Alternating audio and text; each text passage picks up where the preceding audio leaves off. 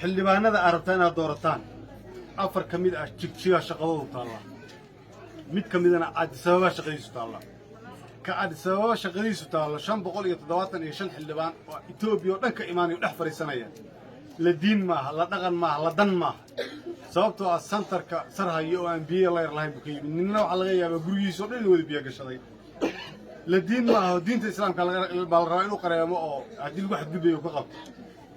la dhaqan maaha dhaqankiisu inuu ilaasado la dhaqan kuma disan ilaaliyo ninka halka laga rabo oo halka inuu fariisto la rabo oo xaqeena inuu raadiyo la rabo hadduu dhaho kaarkii xildhibaanimada oo adigu doorateen halkaas ka shanaya jigjana waa fariisanaya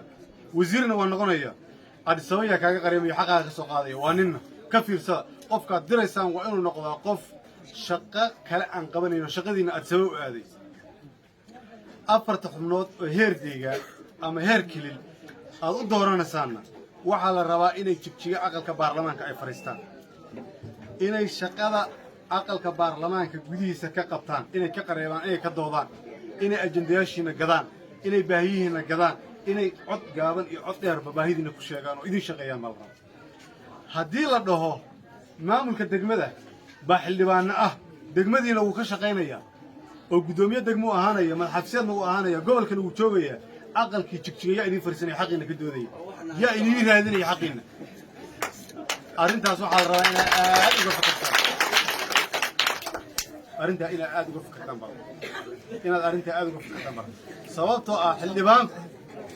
midda kale xildhibaanku waa ninka dabagelaya maamulka ninka dabagelaya weeyaan oo mashaariicaha ay qabtaan iyo shaqada ay qabtaan ninka dabagelaya weeyaan haddii ay timaado gudoomiye degmaan aha xildhibaanna waan ah yaa dabagelaya xisaanad baa inta laga xiri karo bariiskaagana waan cunaya haddaan rabo